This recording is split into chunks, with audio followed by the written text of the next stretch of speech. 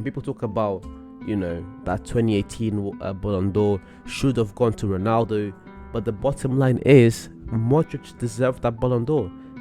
If you think another player deserved it more, but I think that when you get into the top 3 of the Ballon d'Or, Modric definitely deserved to be in the top 3. You can't argue that with me. It was definitely Ronaldo, Messi, Modric that year. So you can't argue with me about Modric being in the top 3. But even if Modric shouldn't have won, even if Ronaldo and Messi should have won ahead of him, the performances he was putting up, even in the Ronaldo and Messi era, for him to be considered better than them, just goes to show how much of a great player he is. Luka Modric, undeniably one of the best midfielders of all time, in my opinion, up there with the likes of Zidane, Iniesta, Xavi, 3 of the unanimous GOATs when it comes to the middle of the pitch. And I think Modric is up there with those guys, same tier. You can have him as the 4th guy or the 3rd guy or even as the 1st guy. I am not mad at that.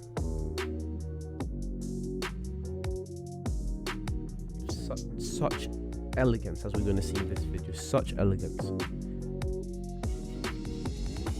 And the fact that Modric, he can play anywhere you want him to play in the midfield is something else. He can operate in that final third. He can progress the ball from the middle of the pitch. He can get the ball from the centre back and play a bit deeper. And we're going to see in this video, especially from Rafael, it's like right now, right here, final third, great ball there. Or this ball he places to Benzema, so perfect. Final third operation. This assist he gives to Kroos, to Cruz, if he scored this, man. But then you also have him getting the ball from the defenders. Look at how deep he is into his own half, and he's still able to operate in that position. And with this moment here, is that body feint he does. And then he leaves. Look up into the defender. He just leaves him there for dust. It just lets him slide away,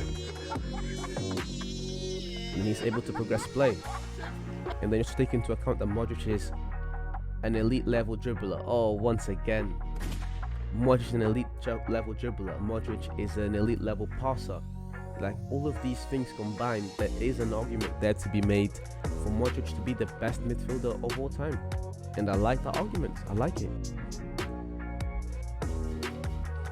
In my opinion, those 4 guys, Xavi, Iniesta, Modric and Zidane, you can make an argument for all 4 and I won't be mad. And then here on the opposite side you have him scoring, which he can also do. Modric also has a goal in him.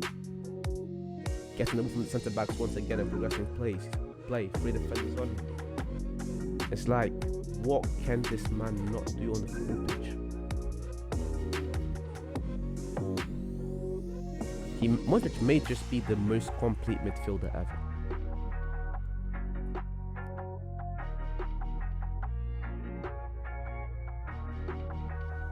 He's got space there.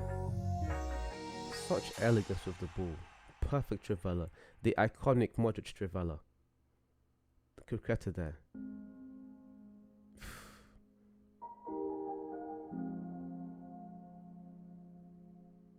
Excellent passer. It's like,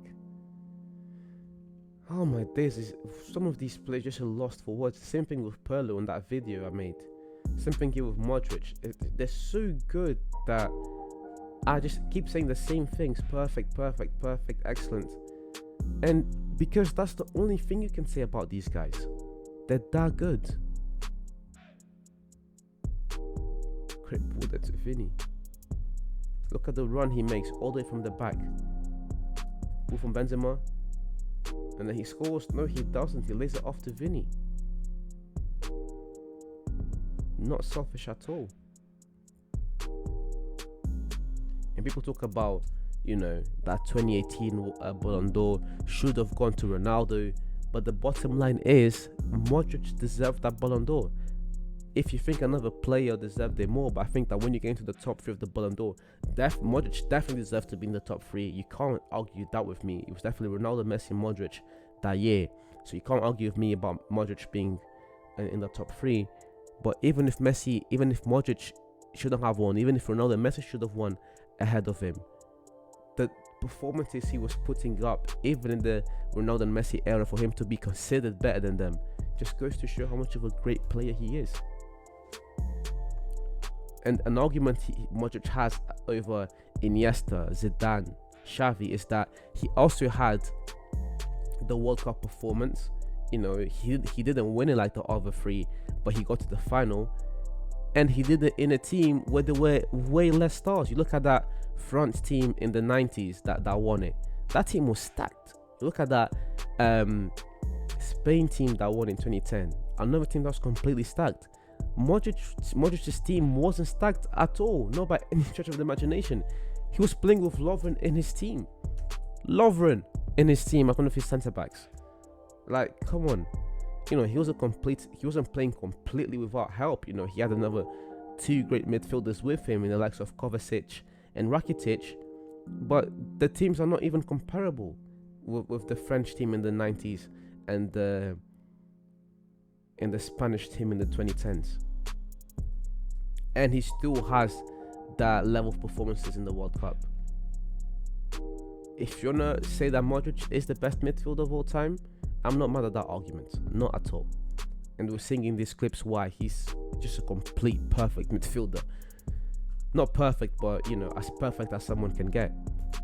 But anyways, guys, thank you very much for watching to the end. You're much appreciated. Please leave a like, comment, subscribe, share, do all those things for me, please. And yeah, I'll see you guys soon.